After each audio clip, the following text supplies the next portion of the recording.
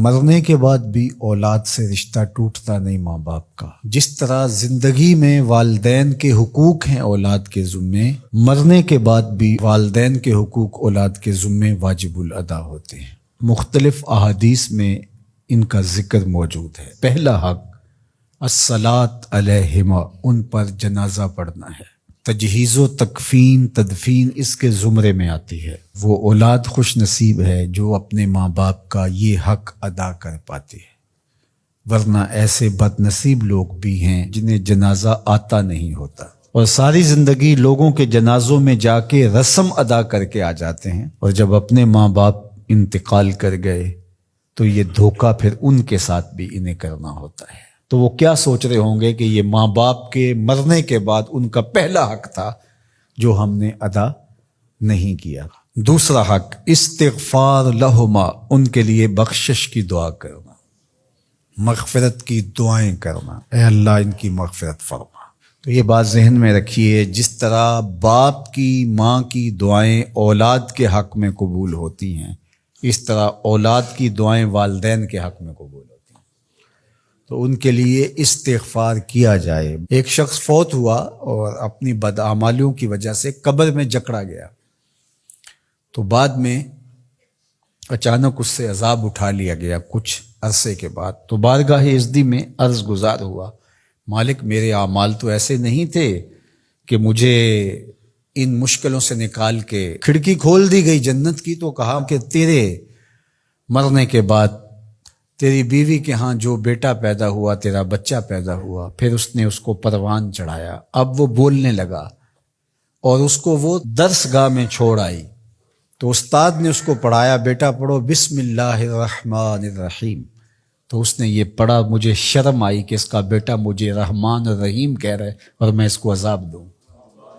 اللہ اکبر۔ اولاد نیک ہو تو اس کا فائدہ ماں باپ کو پہنچتا ہے۔ ایک حق یہ بھی ہے کہ اولاد نیک ہو، چونکہ اچھے اور برے اعمال قبر میں ماں باپ کو پیش کیے جاتے ہیں۔ اچھے ہوں تو خوش ہوتے ہیں، برے ہوں تو انہیں تکلیف پہنچتی ہے۔ اس لیے ماں باپ کا مرنے کے بعد جو اولاد کے ذمے حق ہے، ان میں سے ایک حق یہ ہے کہ وہ نیک اور صالح ہوں تاکہ ان کو قبر میں راحت پہنچے۔ تیسرا حق ماں باپ کا جو اولاد کے ذمے ہے وہ انفاذ العہد ہے، ان کے عہد پورے کرنے، ان کے وعدے پورے کرنے۔ یعنی انہوں نے جو عہد کر رکھا تھا کسی وجہ سے پورا نہیں کر سکے، تو اولاد کے ذمے ہے کہ وہ اس کو ادا کرے۔ وہ عہد اللہ سے بھی ہو سکتا ہے اور اللہ کی مخلوق سے بھی ہو سکتا ہے۔ اللہ سے کوئی منت مانی تھی، پوری نہیں کر سکے، اسی طرح مخلوق کے ساتھ کوئی وعدہ تھا، اس وعدے کی تکمیل نہیں ہو سکی تھی، تو ان وعدوں کو پورا کرے۔ اس طرح قرض دینا تھا کسی کا اور انتقال کر گئے، تو اولاد اس کو اپنی طرف سے ادا کرے۔ اس کا اگر مال ہے تو اس کے مال سے ادا کر کے اس کے بعد پھر جو ہے وہ اس کی وراثت تقسیم ہوگی، اور اگر مال نہیں بھی تھا تو پھر بھی اولاد کے ذمہ ہے کہ اپنے باپ کا قرض ادا کرے، اور یہ اگر جنازہ پڑھنے سے پہلے کر دیا جائے تو یہ سب سے اچھا اور سب سے بہتر ہے۔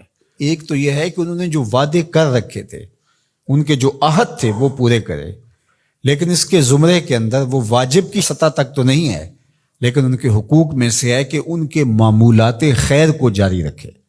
یعنی جو وہ اچھے کام کرتے تھے، غریبوں کی مدد کرتے تھے، لوگوں کو کھانا کھلاتے تھے، اپنے علاقے کی مساجد کی ذمہ داریاں لیے ہوئے تھے، مدارس کی ذمہ داریاں لیے ہوئے تھے، غرباء کے علاج معالجے کی ذمہ داریاں لیے ہوئے تھے، اس طرح اور رفاعی ذمہ داریاں اپنے ذمہ انہوں نے لے رکھی تھی، تو ان کے انتقال کے بعد اگر صلاحیت اور حالت مالی ایسی ہو تو اولاد کو اس تسلسل کو ٹوٹنے نہیں دینا چاہیے، کہ یہ نہیں ہے کہ اب والد صاحب چلے گئے، ماں چلی گئی، تو غریب رشتہ دار جو پردے سے ان کی مدد ہوتی تھی یا ان کے گھر کا چولہا جلتا تھا، تو ماں کے جانے کے بعد اب اولاد کہے کہ یہ آپ کا اور اس کا تعلق تھا، وہ چلی گئی تو کام ختم نہیں۔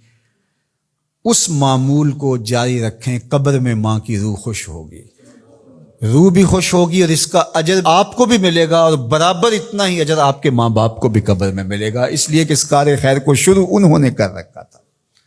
تو جو معمولات خیر ہیں ماں باپ کے، ان کو جاری رکھا جائے۔ چوتھا حق ماں باپ کا مرنے کے بعد جو اولاد کے ذمے عائد ہوتا ہے وہ ہے بر الاصدقاء، حسن سلوک کرنا باپ کے دوستوں کے ساتھ اور ماں کی سہیلیوں کے ساتھ. خالہ ماں کی جگہ پہ آتی ہے اور چچا باپ کی جگہ پہ آتا ہے. تو ماں کے انتقال کے بعد جو ماں کی طرف سے رشتہ داری کا سلسلہ ہے اس کو توڑ نہ دیا جائے کہ اب ماں نہیں رہی تو رشتے بھی ختم، اس طرح باپ نہیں رہا تو رشتے بھی ختم.